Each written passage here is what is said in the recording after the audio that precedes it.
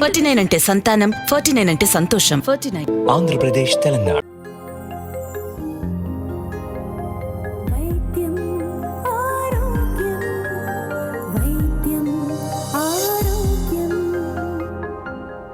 నమస్తే, welcome to వైద్యం ఆరోగ్యం. ఇవాళ మనం మాట్లాడుకోబోయే టాపిక్ క్యాన్సర్ రావడానికి కారణాలేంటి, గుర్తించడం ఎలా, ఏ రకమైన క్యాన్సర్లకు ఇమ్యునోథెరపీ చికిత్స చేయవచ్చు, ఇలాంటి విషయాలు మనకి అందించడానికి Renova Soumya cancer centre director and chief of medical oncology doctor Satya Dattatreya గారు మనతో ఉన్నారు. వారితో మాట్లాడి పూర్తి సమాచారం తెలుసుకుందాం. నమస్కారం డాక్టర్ గారు. నమస్తే అండి. ముఖ్యంగా క్యాన్సర్ అంటే ఏంటి అని తెలుసుకోవాలని చాలా మందికి, ఆ పేరు చెప్తేనే భయపడుతూ ఉంటారు. క్యాన్సర్ అంటే ఏంటి, దాని లక్షణాలు ఎలా ఉంటాయి? ఒక విధంగా మన బాడీలో millions of cells or billions of cells daily multiply అవుతూ ఉంటాయి. అండ్ ఈ ప్రాసెస్ మల్టిప్లికేషన్ది అవసరం ఉన్నప్పుడు ఆగిపోతూ ఉంటుంది. మళ్ళీ క్యాన్సర్లో ఈ మల్టిప్లికేషన్, ఈ dividing of cells becomes uncontrolled. దానికి కొన్ని క్యాన్సర్స్కి కారణాలు ఉంది, సమ్ టైమ్స్ రీజన్ తెలియదు మనకి. బట్ మన బాడీలో ఉన్న ఇమ్యూన్ సెల్స్ ప్రతి మనిషిలో రోజులో ఎక్కడో ఒకటి ఏదో ఒక సెల్ ఒక రాంగ్ డైరెక్షన్లో మల్టిప్లై అవుతుంది. అది అబ్నార్మల్గా మల్టిప్లై అవుతుందని చెప్పి మన బాడీలోని ఇమ్యూన్ సెల్స్ కనుక్కుంటాయి. ఆ ఇమ్యూన్ సెల్స్ ఆ టీ లింఫోసైట్స్ వెళ్ళి ఆ అబ్నార్మల్ సెల్ని ఎలిమినేట్ చేసేస్తాయి. లేకపోతే ఒకవేళ కనుక ఏదైనా తేడా ఉన్న రిపేర్ చేస్తాయి. సో క్యాన్సర్ పెరిగినప్పుడు మన బాడీలో ఉన్న ఇమ్యూన్ సిస్టమ్ని బ్లంట్ చేసేస్తుంది. సో దాని చుట్టూ ఒక షీల్డ్ కానీ లేకపోతే కొన్ని ఇన్ఫ్లమేటరీ సైటోకైన్స్ పంపి ఈ టీ లింఫోసైట్స్ మన బాడీలో ఉన్న నార్మల్ ఇమ్యూన్ సెల్స్ని బ్లంట్ చేసేస్తుంది. సో దాంతో ఆ ఇమ్యూన్ సిస్టమ్ని ఎస్కేప్ చేసే మార్గం కనుక్కుంటుంది. కనుక మనకి మన బాడీలో ఇమ్యూన్ సిస్టమ్ స్వతహాగా ఉన్న ఇమ్యూన్ సెల్స్ ఈ అబ్నార్మల్ సెల్స్ని కనుక్కోలేవు, పట్టుకోలేవు, చంపలేవు.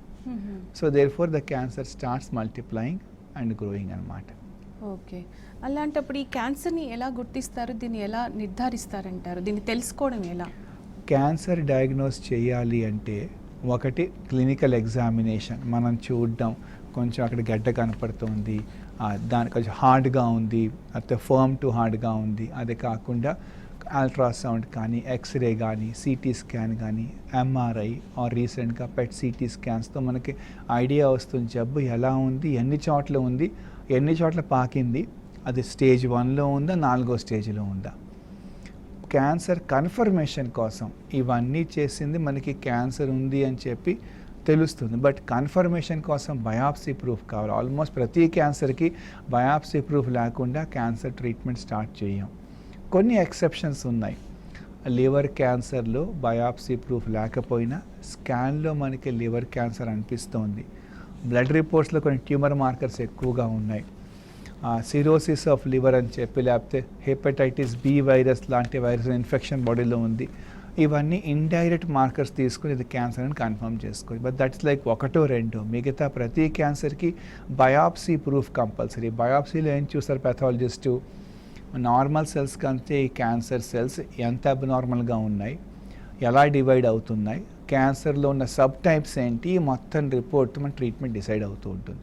సో ఏ క్యాన్సర్ పేషెంట్గా ట్రీట్మెంట్ స్టార్ట్ చేసే ముందు ఒకటి బయాప్సీ ప్రూఫ్ కావాలి, దాని హిస్టాలజీ టైప్ కావాలి, సబ్ టైప్ కావాలి, గ్రేడింగ్ కావాలి, అండ్ రెండోది జబ్బు ఏ స్టేజ్లో ఉందో తెలియడం కోసం స్కాన్స్, అది సిటీ స్కాన్ కావచ్చు, ఎంఆర్ఐ కావచ్చు, పెట్ సిటీ స్కాన్ కావచ్చు, మామూలుగా అల్ట్రాసౌండ్ కూడా కావచ్చు. అసలు అన్నిటికంటే ముందుగా లక్షణాలు ఏమైనా కనిపిస్తాయంటారా, సిమ్టమ్స్ ఉంటాయా, ఎలాంటి టైంలో నిర్ధారణకు వెళ్ళొచ్చు, డాక్టర్ దగ్గరికి వెళ్ళాలి? కొన్ని early warning signals of cancer ఉంటాయండి.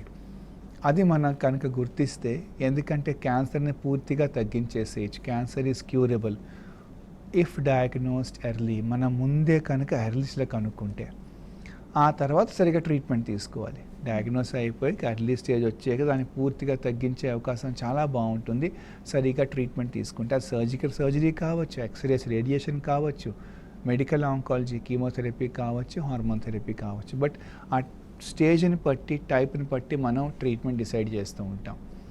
సో ఎర్లీ వార్నింగ్ సిగ్నల్స్ ఏమై ఉండొచ్చు, బ్లాడర్ హ్యాబిట్స్లో మార్పు రావడం, యూరిన్లో కొంచెం బ్లడ్ పడడం, లేకపోతే మోషన్స్లో బ్లడ్ పడడం, so change in bladder bowel habits, ఎక్కువ మోషన్స్ అయిపోతున్నాయి, ఇంతకుముందు లేదు, ఆర్ మోషన్స్ ఆగిపోయాయి, constipation or alternating diarrhoea constipation, ఏదైనా పుండు మానకుండా ఉంటే 2 weeks అయిపోయింది, 3 weeks అయిపోయి పుండు ఇంకా మానలేదు, అల్సర్ ఎక్కడైనా అల్సర్ కావచ్చు, అన్ఎక్స్ప్లెయిన్డ్ బ్లీడింగ్, ఎక్కడి నుంచో బ్లీడింగ్ అవుతుంది, దానికి ఏం కారణం కనపడడం లేదు, డిశ్చార్జ్ అవుతుంది, థిక్నెస్, ఏదైనా మన స్కిన్లో థిక్నింగ్ కనపడటం, కానీ బ్రెస్ట్ లంప్ కనపడటం, గడ్డ కనపడటం, లంప్స్ ఆర్ బంప్స్, ఇవి హార్డ్గా ఉన్నాయి, సైజు పెరుగుతూ ఉంది. పెయిన్ అనేది క్యాన్సర్లో బాగా లేట్గా బయటపడుతూ ఉంటుంది, అందుకు నెగ్లెక్ట్ అయిపోతూ ఉంటుంది. సిమ్టమ్ ఏదైనా పెయిన్ లాంటిది ఉంటే డాక్టర్ దగ్గరికి వెళ్తారు, అది కనిపించదు కాబట్టి try to neglect it. So infection ఉన్న, ఇన్ఫ్లమేషన్ పెయిన్ ఎక్కువ కనపడుతూ ఉంటుంది, బట్ క్యాన్సర్లో పెయిన్ తర్వాత వస్తూ ఉంటుంది. అందుకే పెయిన్లెస్ లంప్ హార్డ్గా ఉంది, సైజ్ పెరుగుతూనే ఉంది, ఇంప్రూవ్మెంట్ ఏం లేదు, డాక్టర్ గారిని కలవాలి. ఇండైజెషన్, లేకపోతే మింగడంలో ఇబ్బందిగా ఉండడం, మన పుట్టుమచ్చలో మార్పులు కనపడడం, దగ్గు తగ్గకపోవడం, సో ఇలా ఎనీ సిమ్టమ్ మనకి డాక్టర్ గారిని కలిసాం, ట్రీట్మెంట్ తీసుకున్నాం, యాంటీబయాటిక్ కోర్స్ వాడాం, వేరే మందులు వాడాం, ఇంప్రూవ్మెంట్ లేదు, స్వెల్లింగ్ ఫర్మ్గా ఉంది, హార్డ్గా ఉంది, సైజ్ పెరుగుతోంది, ఈ సిమ్టమ్స్ నెగ్లెక్ట్ చేయకూడదు. ఇవన్నీ మన బాడీ మనకి కొన్ని ఇండికేషన్స్ ఇస్తూనే ఉంటుంది కదా డాక్టర్ గారు, ఏదైనా చేంజ్ అబ్నార్మల్ గా ఉంది అంటే అది ఏదో చెప్తూనే ఉంటుంది అంటే. I completely agree with you అండి. సో కొన్ని క్యాన్సర్ సైలెంట్గా ఉంటూ ఉంటాయి. ఫర్ ఎగ్జాంపుల్ ఒవేరియన్ క్యాన్సర్ని మనం, అండాశయం క్యాన్సర్ని మనం సైలెంట్ క్యాన్సర్ అంటూ ఉంటాం. More than 70% of ovarian cancers diagnose అయినప్పుడు 3వ స్టేజ్లో ఉంటూ ఉంటాయి, 4వ స్టేజ్లో ఉంటూ ఉంటాయి. కానీ అదే ఇంకోవైపు ఎండోమెట్రియం క్యాన్సర్, యూట్రైన్ క్యాన్సర్స్ యూజువల్గా పోస్ట్ మినోపాజల్ ఫీమేల్స్లో కొంచెం బ్లీడింగ్గా లేకపోతే డిశ్చార్జ్గా బయటపడుతూ ఉంటాయి, అది నెగ్లెక్ట్ చేయం మనం.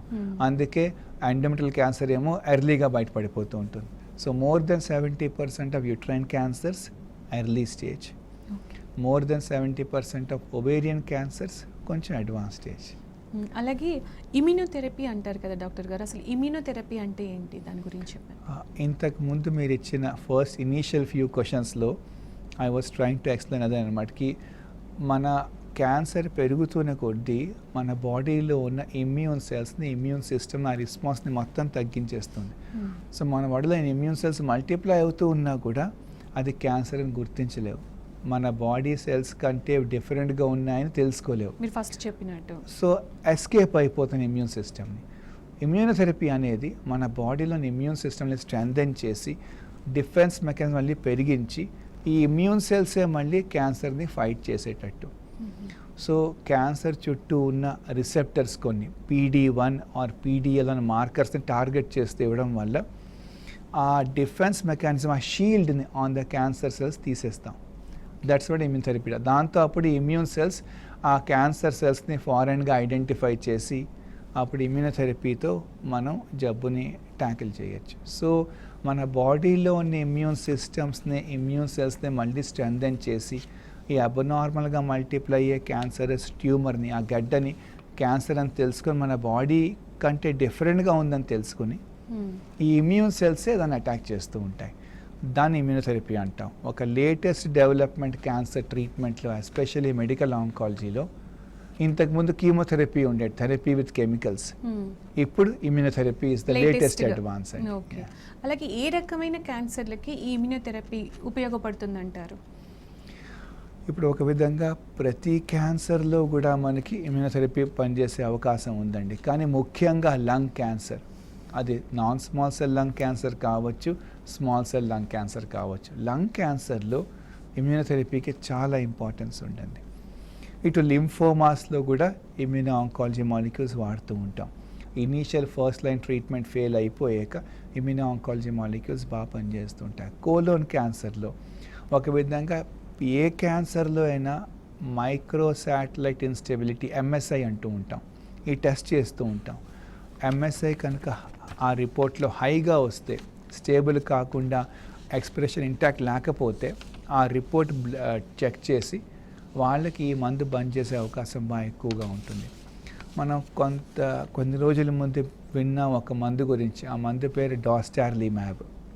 ఈ మందు ఒక రకమైన ఇమ్యూనోథెరపీ మనకి క్యాన్సర్ క్లినికల్ ట్రయల్స్లో యూజువల్లీ ఒక 100 పేషెంట్స్ ట్రీట్మెంట్ ఇస్తే, ఒక వేమన్ ట్రీట్మెంట్ ఇస్తే ఆ ట్రీట్మెంట్ అందరికీ పనిచేయదు. రెక్టల్ క్యాన్సర్లో ఒక 18 పేషెంట్స్ తీసుకున్నారు. ఈ 18 పేషెంట్స్కి ఆ MSI అనే రిపోర్ట్ హైగా ఉంది. సో వాళ్ళకి ఇమ్యూనోథెరపీ వాడడం వల్ల ఒక 6 months ఫాలోఅప్లో ఆ 18 పేషెంట్స్కి క్యాన్సర్ మొత్తం తగ్గిపోయింది. సో లాంగ్ టర్మ్ ఫాలోఅప్ ఇంకా 12 పేషెంట్స్కి 6 monthsకే ఉంది.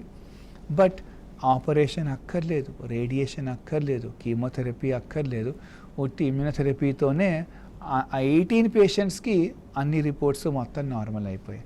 సో ఒక విధంగా this gives a lot of hope. అంటే ఇది ఇంకా ఎర్లీ రిజల్ట్స్. ఒకటి ఉట్టి 18 పేషెంట్స్లో ఉన్న స్మాల్ క్లినికల్ ట్రయల్. రెండు చాలా selected patient population, follow up only 6 months. Okay.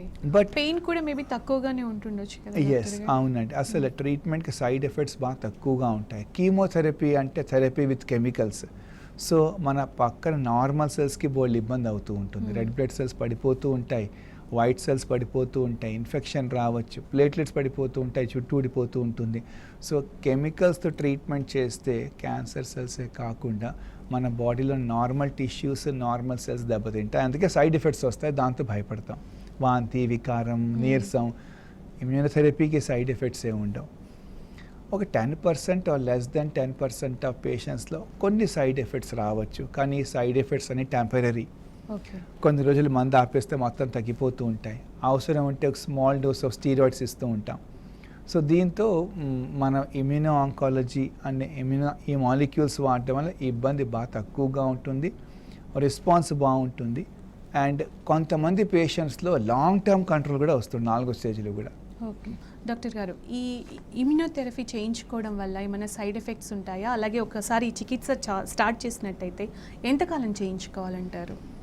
అంటే ఇమ్యూనోథెరపీకి సైడ్ ఎఫెక్ట్స్ అంటే ఒక 80-90% ఆఫ్ అంత ఇబ్బంది అవ్వదండి. అయినా కూడా అది గ్రేడ్ 1 ఆర్ గ్రేడ్ 2 సైడ్ ఎఫెక్ట్సే. So easily manageable. 10% ఆఫ్ పేషెంట్స్కి కొంత ఇబ్బందికరమైన సైడ్ ఎఫెక్ట్స్ అవ్వచ్చు. అంటే మన బాడీలోని ఇమ్యూన్ సిస్టమ్ స్ట్రెంథెన్ అయినా మన బాడీలో ఉన్న కొన్ని ఆర్గన్స్ని డ్యామేజ్ చేయొచ్చు. అది reversible damage. Thyroid gland problems రావచ్చు, ఎండోక్రైన్ ప్రాబ్లమ్స్ రావచ్చు, లూజ్ మోషన్స్ ఎక్కువ కావచ్చు, లివర్లో కొంత వాపు రావచ్చు, ఇంటెస్టైన్స్ వాపు రావచ్చు. బట్ ఈ సైడ్ ఎఫెక్ట్స్ అన్నీ ట్రీట్మెంట్ ఆపేయగానే తగ్గిపోతూ ఉంటాయి. ఎస్, సో అది అడ్వాంటేజ్.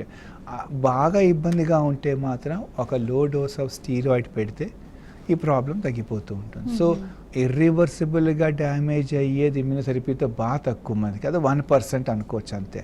సో మెజారిటీ ఆఫ్ పేషెంట్స్కి ఏ ఇబ్బంది ఉండదు, ట్రీట్మెంట్ స్మూత్గా అయిపోతూ ఉంటుంది. ఎంతకాలం ట్రీట్మెంట్ తీసుకోవాలనేది క్యాన్సర్ టైప్ని బట్టి డిపెండ్ అవుతుంది. ఉదాహరణకి నాన్ స్మాల్ సెల్ లంగ్ క్యాన్సర్లో ఒక టైప్లో సెల్స్ చిన్నగా ఉంటావు, non small cell lung cancer. దాంట్లో PDL1 టెస్ట్ చేస్తే 4వ స్టేజ్లో క్యాన్సర్లో మిగతా అన్ని రిపోర్ట్స్ నెగిటివ్ వచ్చి PDL1 కమ్స్ 50% ఆర్ మోర్, అప్పుడు ఉట్టి ఇమ్యూనోథెరపీ వాడచ్చు, కీమోథెరపీ చేయాల్సిన అవసరమే లేదు. వన్స్ ఇన్ 21 days అలా ఒక 2 years దాకా తీసుకోవాలి, అంటే 35 cycles. ఓకే. సో దానికి ఒక డిఫైన్డ్ పీరియడ్ ఉంది. ఇప్పుడు కిడ్నీ క్యాన్సర్ పేషెంట్స్లో ఆపరేషన్ అయిపోయి మొత్తం జబ్బుని తీసేసాం, 3వ స్టేజ్లో జబ్బు ఉంది, కొన్ని హై రిస్క్ ఫీచర్స్ ఉన్నాయి పాథాలజీ రిపోర్ట్లో, మిగతా బాడీ అంతా బాగుంది. జబ్బు రాకుండా ఉండడం కోసం, మళ్ళీ తిరగబడకుండా ఉండడం కోసం once in 21 days or 2 weeks immuno oncology molecules వాడుతూ ఉంటే ఒక 1 year దాకా తీసుకుంటాం. ఓకే.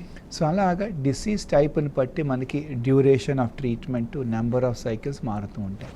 కొన్ని క్యాన్సర్స్లో ఆ 4వ స్టేజ్లో బాగా అడ్వాన్స్ మనం అది బాగా పనిచేస్తే అలా వాడుతూ ఉంటాం మళ్ళీ కొత్త చోట పెరిగే వరకు. సో డిసీజ్ టైప్ని బట్టి, ఆ ఇండికేషన్ బట్టి, ఆ రిపోర్ట్స్ని బట్టి ఎంతకాలం మంది వాళ్ళు డిసైడ్ చేస్తూ ఉంటాం. కీమోథెరపీకి అలా కాదు, యూజువల్లీ 4 కోర్సులు చేస్తాం, 6 చేస్తాం, 8 చేస్తాం, 12 చేస్తాం. సో దానికి ఒక defined number of cycles immuno. ఇమ్యూనో ఆంకాలజీ మాలిక్యూల్స్లో 1 year, 2 years, సమ్ టైమ్స్ ఇంకా ఎక్కువ కూడా ఉండొచ్చు. అలాగే ఇప్పుడు కీమోథెరపీ ఇంకా రేడియేషన్ ఇవన్నీ ఉంటాయి కదా డాక్టర్ గారు, వాటితో పోల్చినప్పుడు ఇమ్యూనోథెరపీ ఎంతవరకు సేఫ్ బెనిఫిట్ అంటారు, డిఫరెన్స్ ఏంటంటారు దానికి దీనికి? ఇమ్యూనోథెరపీ మన బాడీలో ఉన్న ఇమ్యూన్ సెల్స్ని మళ్ళీ రీయాక్టివేట్ చేసి రిజువినేట్ చేసి ఆ ఇమ్యూన్ సెల్స్ని మళ్ళీ క్యాన్సర్తో ఫైట్ చేస్తుంది. దానికి అదే ఫైట్ చేసేలాగా చేస్తుంది బాడీ. ఎస్, అందుకోసమే సైడ్ ఎఫెక్ట్స్ బాగా తక్కువగా ఉంటాయి. రెండోది, అది కనుక మందు బాగా పనిచేస్తే లాంగ్ లాస్టింగ్ రెస్పాన్సెస్ రావచ్చు, డ్యూరబుల్ రెస్పాన్సెస్ రావచ్చు. జబ్బు అలా కంట్రోల్లో ఉంటుంది 4వ స్టేజ్లో ఉన్నా కూడా. సో లాంగ్ టర్మ్ కంట్రోల్ ఒక సిగ్నిఫికెంట్ ప్రపోర్షన్ ఆఫ్ పేషెంట్స్లో మనకి ఇమ్యూనో ఆంకాలజీలో సాధ్యం అవుతుంది. కీమోథెరపీతో కొంతకాలం మందు బాగా పనిచేస్తుంది, మళ్ళీ క్యాన్సర్ పెరిగిపోతుంది, రెసిస్టెన్స్ వచ్చేస్తూ ఉంటుంది. కీమోథెరపీకి సైడ్ ఎఫెక్ట్స్ చాలా ఉంటాయి.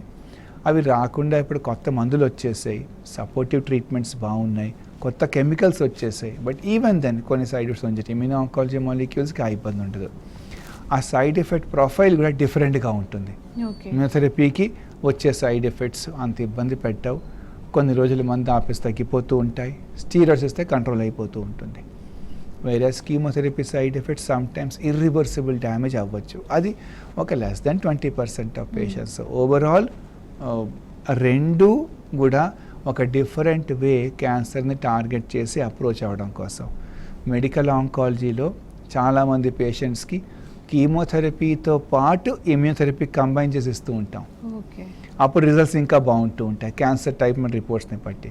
సో రెండు ఈక్వల్లీ ఇంపార్టెంట్. కీమోథెరపీ ఒకటి, రెండు ఇమ్యూనోథెరపీ, రెండు కాంబినేషన్స్, ఆఖరిగా టార్గెట్ థెరపీ అని చెప్పి క్యాన్సర్ సెల్స్లో ఉన్న అబ్నార్మాలిటీని టార్గెట్ చేసి వాడే మందుని టార్గెట్ థెరపీ అంటూ ఉంటాం. అలాగే డాక్టర్ గారు, ఒకసారి క్యాన్సర్ కనుక ఇమ్యూనోథెరపీ యూజ్ చేసి ఆ క్యూర్ చేసినట్టయితే మళ్ళీ రాకుండా ఉంటుందంటారా? క్యూర్ అనే పదం మనం క్యాన్సర్లో ఎప్పుడు వాడతామంటే ఆపరేషన్ చేసి మొత్తం జబ్బును తీసేసాం, లేకపోతే మనం ఇచ్చిన ట్రీట్మెంట్తో లింఫోమాస్లో, ల్యూకీమియాస్తో, కెమికల్స్తో, కీమోథెరపీ కాంబినేషన్స్తో మొత్తం రిపోర్ట్స్ నార్మల్ అయిపోయాక, అప్పుడు కొంతకాలం అయిపోయాక ట్రీట్మెంట్ ఆపేసాక 5 years దాకా మళ్ళీ జబ్బు రాకపోతే ఇంకప్పుడు వచ్చే అవకాశం బాగా తక్కువగా ఉంటుంది. బై అండ్ లార్జ్ ఒక జనరల్ రూల్గా సాలిడ్ ట్యూమర్స్లో ఇదే వర్తిస్తూ ఉంటుంది. కొన్ని ట్యూమర్స్లో, ఫర్ ఎగ్జాంపుల్ బర్కిట్స్ లింఫోమాలో 1 year దాకా రాకపోతే ఇంకా రాదు, క్యూర్ అయిపోయినట్లు లెక్క. ఆస్టియోసార్కోమా అనే బోన్ ట్యూమర్లో మొత్తం ట్రీట్మెంట్ అయిపోయాక 3 years దాకా జబ్బు రాకుండా ఉంటే ఇంకా మళ్ళీ తిరగబడే అవకాశం బాగా తక్కువగా ఉంటుంది. కొన్ని types of blood cancer like B-cell ALL, precursor B-cell ఉంటే 10 years దాకా రాకపోతే ఇంకా రాకుండా ఉండే అవకాశం ఉంటుంది. అంటే ఆ 10 years లోపు మళ్ళీ అది రావచ్చు, వచ్చే అవకాశం. అది ఆ క్యాన్సర్ టైప్ని బట్టి అవి డిసైడ్ అనమాట. కొన్ని breast cancers like ER positive HER2 negative breast cancer sometimes 10 years అయిపోయాక రావచ్చు మళ్ళీ. అదే బాగా తక్కువ మంది పేషెంట్స్లో. బట్ దెన్ క్యూర్ అనే పదం అప్పుడు వాడుతూ ఉంటాం. సో ఇమ్యూనోథెరపీ వాడడం వల్ల మొత్తం రిపోర్ట్స్ అన్నీ నార్మల్ అయిపోయి 4వ స్టేజ్లో కూడా మనకి PET CT స్కాన్ నార్మల్ అయిపోయింది. అయినా అది తిరగబడే అవకాశం ఉండొచ్చు. సమ్టైమ్స్ ఒక 20-30% ఆఫ్ పేషెంట్స్లో లాంగ్ టర్మ్ కంట్రోల్ అయిపోయి అలా జబ్బు కంట్రోల్లో ఉండొచ్చు. అదే ఆపరేషన్ అయిపోయి ఇంతకుముందు చెప్పాను కిడ్నీ క్యాన్సర్లో ఫర్ ఎగ్జాంపుల్, లేకపోతే పుట్టుమచ్చ క్యాన్సర్గా మారితే మెలనోమా అంటూ ఉంటాం. దాంట్లో ఆపరేషన్ అయిపోయి మళ్ళీ జబ్బు తిరగబడకుండా ఉండడం కోసం ఇస్తూ ఉంటాం ఇమ్యూనోథెరపీ. అలాంటప్పుడు ఒక 1 year 2 years ట్రీట్మెంట్ అయిపోయాక అప్పుడు ట్రీట్మెంట్ ఆపేస్తాం. 5 years దాకా మళ్ళీ జబ్బు తిరగబడకపోతే ఇంకా క్యూరెంట్ లెక్క అనమాట. ఓకే. అలాగే ఫాలోఅప్స్ ఎలా ఉండాలి డాక్టర్? ఒకసారి ఈ క్యాన్సర్కి చికిత్స తీసుకున్న తర్వాత, ట్రీట్మెంట్ అయిపోయిన తర్వాత ఫాలోఅప్స్ ఎలా ఉండాలి? అది చాలా మస్ట్ అంటూ ఉంటారు కదా. చాలా మంచి ప్రశ్న అండి. ఎస్పెషల్లీ మనం ట్రీట్మెంట్ మీద ఫోకస్ చేస్తూ ఉంటాం. ట్రీట్మెంట్ అయిపోయాక అన్ని రిపోర్ట్లు బాగున్నాయి కదా అని కొంచెం రిలాక్స్ అయిపోతూ ఉంటాం. ఆ లాక్సిటీ మంచిది కాదు. ఎంత ట్రీట్మెంట్ చేసుకోవడం ఎంత ఇంపార్టెంటో, ట్రీట్మెంట్ అయిపోయి కూడా రెగ్యులర్గా ఫాలోఅప్లో ఉండడం equally important. once in 3 months, first 2-3 yearsలో once in 3 months చెకప్లో రావాలి. హిస్టరీ తీసుకుంటాం, ఫిజికల్ ఎగ్జామినేషన్ చేస్తాం, క్లినికల్లీ చూస్తాం, అవసరం ఉంటే కొన్ని బ్లడ్ టెస్ట్లు, స్కాన్స్ రాస్తూ ఉంటాం. ఒక 2-3 years అయిపోయాక ఇంకో 2-3 ఇయర్స్ కోసం once in 4 months or once in 6 months చెకప్లో ఉండాలి. యూజువల్లీ ఆఫ్టర్ 5 years ఇంకా చెకప్లు అవసరం ఉండకపోవచ్చు. అయినా మధ్యలో వన్స్ ఇన్ ఇయర్ మామూలు క్లినికల్ ఎగ్జామినేషన్కి వస్తే మంచిది. ఎందుకు ఫాలోఅప్ ఇంపార్టెంట్? ఒకవైపు మెయిన్ రీజన్ ఏదైనా జబ్బు తిరగబడుతూ ఉంటే ముందే కనుక్కోవచ్చు. రెండోది ముఖ్యమైన రీజన్ ఆ ట్రీట్మెంట్తో వచ్చిన సైడ్ ఎఫెక్ట్స్ సమ్టైమ్స్ లేట్గా వస్తూ ఉంటాయి. లేకపోతే ఆ సైడ్ ఎఫెక్ట్స్ తగ్గేయలేవా, ఏదైనా ఉంటే దాని ట్రీట్మెంట్కి ఇచ్చి ఆ జబ్బు ఆ సైడ్ ఎఫెక్ట్స్ మొత్తం తగ్గి చూద్దాం. సో అంటే వచ్చే వరకు వెయిట్ చేయకుండా తర్వాత వచ్చే వాటిని ఇలా ఫాలోఅప్స్ ఉండడం వల్ల ముందే తెలుసుకోవచ్చు. ఈ 2 important reasons long term side ఎఫెక్ట్స్ని ముందే కనుక్కొని జాగ్రత్త పడడం కోసం, జబ్బు తిరగబడుతూ ఉంటే కూడా ముందే కనుక్కోవడం కోసం. అలాగే క్యాన్సర్కి ఇంత లేటెస్ట్ ట్రీట్మెంట్స్, ఇలాంటి ట్రీట్మెంట్స్ అన్నీ వచ్చిన తర్వాత కూడా కొంతమంది క్యాన్సర్ అనగానే భయపడే వాళ్ళు ఉంటారు. అంత భయపడడం అవసరం అంటారా డాక్టర్ గారు? డాక్టర్ని ఫస్ట్ కన్సల్ట్ చేయడం మంచిది అంటారు. కొంతమంది తెలిసిన తర్వాత అసలు ట్రీట్మెంట్కే వెళ్ళరు. సో ఏం చెప్తారు మీరు అలాంటి వాళ్ళకి? అంటే ఒక 30-40 years back or 1950s and 60sలో కూడా క్యాన్సర్ అనే పదం అంటే ఇంకొక డెత్ వారెంట్ లాగే అనుకునేవాళ్ళం. బట్ ఇప్పుడు క్యాన్సర్కి చాలా మంచి ట్రీట్మెంట్స్ వచ్చేసాయి. ఉదాహరణకి మెడికల్ ఆంకాలజీలో ఒకటి కీమోథెరపీ కాదు, supportive care, symptomatic treatment, targeted therapy, immunotherapy, వీళ్ళు కాంబినేషన్స్, వీటితో 4వ స్టేజ్ క్యాన్సర్లో ఉన్నా కూడా చాలా మటు క్యాన్సర్స్లో మనం జబ్బుని బాగా కంట్రోల్ చేసి ఎక్కువ కాలం కంట్రోల్లో ఉంచగలం. సమ్టైమ్స్ ఎర్లీ స్టేజ్లో కనుక బయటపడితే క్యూర్ రేట్స్ చాలా బాగున్నాయి. జబ్బు లైక్ లింఫోమాస్, కొరియోకార్సినోమాస్, వీటిల్లో అయితే 4వ స్టేజ్లో ఉన్నా కూడా cure rates are more than 80-90%. పిల్లల్లో వచ్చే క్యాన్సర్స్కి క్యూర్ రేట్స్ ఇంకా బాగుంటాయి, మోర్ దెన్ 90%. బ్లడ్ క్యాన్సర్లో కూడా. సో ఇలాగ డెవలప్మెంట్స్ చాలా అయ్యాయి, ఇంప్రూవ్మెంట్స్ చాలా వచ్చాయి. క్యాన్సర్ డయాగ్నోసిస్ అనగానే మనం భయపడాల్సిన అవసరం లేదు.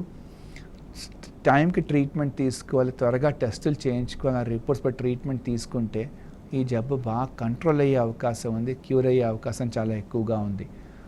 లాస్ట్గా గ్లోబోకాన్ 2012 డేటాలో మనకు అప్పుడు more than 35 million 5-year survivors ఉన్నారు వరల్డ్లో.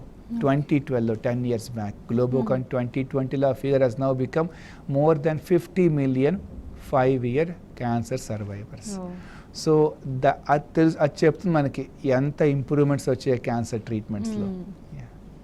అలాగే డాక్టర్, కొన్ని రకాల క్యాన్సర్స్ వచ్చేసి హెరిడేటరీ అని కూడా అంటూ ఉంటారు. సో అలా హెరిడేటరీ అని తెలిసినప్పుడు ఫ్యామిలీలో హిస్టరీ కనుక ఉంటే వాళ్ళు డాక్టర్ని కన్సల్ట్ చేయడం వల్ల ముందే ఏమన్నా యూజ్ ఉంటుందంటారా? అవునండి, ఇది కూడా ఒక చాలా ఇంపార్టెంట్ క్వశ్చన్ అడిగారు మీరు. వంశపారంపరంగా వచ్చే అవకాశం కొన్ని క్యాన్సర్స్కి ఎక్కువగా ఉంటుంది. ఉదాహరణకి breast క్యాన్సర్లో BRCA1, BRCA2 gene are మిగతా కొన్ని జీన్స్ తేడా ఉంటే బ్రెస్ట్ క్యాన్సర్ వంశపారంపరంగా వచ్చే అవకాశం ముందే కనుక్కుంటే స్క్రీనింగ్ చేసుకుని ఎర్లీగా డయాగ్నోస్ చేసుకోవచ్చు. Less than 5-10% of breast cancers ఇలా వంశపారంపరంగా వచ్చే అవకాశం ఉండొచ్చు. ఒవేరియన్ క్యాన్సర్లో 20-30% ఆఫ్ ఒవేరియన్ క్యాన్సర్స్లో ఈ ఫాల్టీ జీన్స్ ఉండొచ్చు. సో ఆ పేషెంట్కి ఓవేరియన్ డయాగ్నోస్ అయింది, అప్పుడు ఆ ట్యూమర్ టిష్యూ మీద బ్లడ్ రిపోర్ట్స్తో మనం కనుక్కుంటాం ఈ జీన్ అబ్నార్మాలిటీ ఉందా లేదా. ఒకవేళ కంటే అబ్నార్మాలిటీ ఉంటే ఆ పేషెంట్ బ్రదర్స్ సిస్టర్స్లో చెకప్ చేస్తాం, పిల్లల్లో చెకప్ చేస్తాం. వాళ్ళకి ఏ సిమ్టమ్స్ లేవు, కానీ ఫాల్టీ జీన్ ఉంటే వీళ్ళకి బ్రెస్ట్ క్యాన్సర్ వచ్చే అవకాశం ఉంది, ఒబేరియన్ క్యాన్సర్ వచ్చే అవకాశం ఉంది, ప్యాంక్రియాటిక్ క్యాన్సర్ రావచ్చు, మేల్స్లో ప్రోస్టేట్ క్యాన్సర్ రావచ్చు. సో ఆ జీన్ కనుక ముందే కనుక్కుంటే మనం ఇంకా క్యాన్సర్ ఫార్మ్ అవ్వకుండా ఉంటే అప్పుడు మనం స్క్రీనింగ్ ముందే స్టార్ట్ చేసేస్తాం. కొన్ని క్యాన్సర్స్ మనం స్క్రీన్ చేయొచ్చు. ప్రోస్టేట్ క్యాన్సర్, బ్రెస్ట్ క్యాన్సర్కి మ్యామోగ్రఫీ, సర్వైకల్ క్యాన్సర్, కోలోన్ క్యాన్సర్కి కొలనోస్కోపీ, ఇలా మనం స్క్రీనింగ్ చేసుకుని ముందే అలర్ట్ చేస్తే జెనెటిక్ కౌన్సిలింగ్ అంటాం దీన్ని. సో దాంతో will be able to identify the disease early. కొన్ని ప్రివెంటివ్ మెజర్స్ తీసుకోవచ్చు. వాళ్ళు ఎలాంటి, అంటే మీరు చెప్పినవన్నీ ఫాలో అవుతూ కూడా లైఫ్ స్టైల్ ఏమైనా చేంజెస్ ఉండాలంటారా? I completely agree with you అండి. ఎందుకంటే ఒక విధంగా ఓవరాల్ క్యాన్సర్ని మనం ఒక లైఫ్ స్టైల్ డిసీజ్ అని చెప్పి అంటూ ఉంటాం. So healthy food, hygienic food, ఒక హెల్దీ వెయిట్ మెయింటైన్ చేయడం, మన హైట్కి సరిపడా వెయిట్ ప్రతి ఏజ్కి ఉంటుంది, అది మెయింటైన్ చేయడం, లాట్ ఆఫ్ ఫ్రూట్స్ తినడం, ఆకుకూరలు బాగా తీసుకోవడం, coloured fruits like carrots, beetroots, turnips ఇవన్నీ కూడా మన డైట్లో ఉంటే వీటిలో క్యాన్సర్ ఫైటింగ్ యాంటీ ఆక్సిడెంట్స్ బాగుంటాయి. విటమిన్ డి ఒక చాలా important cancer fighting vitamin. So ఇలాగా ఒక at least 5 days in week exercise చేయడం, లావుగా ఉండకుండా. ఒబేసిటీ అంటే మన బాడీలో హార్మోన్ ఇంబ్యాలెన్స్ ఉన్నట్టు. ఈ హార్మోన్ ఇంబ్యాలెన్సెస్తో మనకి క్యాన్సర్ అయ్యే అవకాశం ఉండొచ్చు, కొన్ని cancers. So life style modifications cancer రాకుండా ఉండడం కోసం చాలా ఇంపార్టెంట్. రైట్ డాక్టర్ గారు, క్యాన్సర్కి సంబంధించి ఎలాంటి ట్రీట్మెంట్ అందుబాటులో ఉంటుంది, ఎలాంటి చికిత్స చేస్తారు, అలాగే ముఖ్యంగా ఇమ్యూనోథెరపీ ఎలా ఉంటుంది, దాని రిజల్ట్స్ ఎలా ఉంటాయి, చాలా క్లియర్గా చెప్పారు. థ్యాంక్ యూ సో మచ్ అండి. ఇదే వాళ్ళ వైద్యం ఆరోగ్యం. Stay tuned to T news.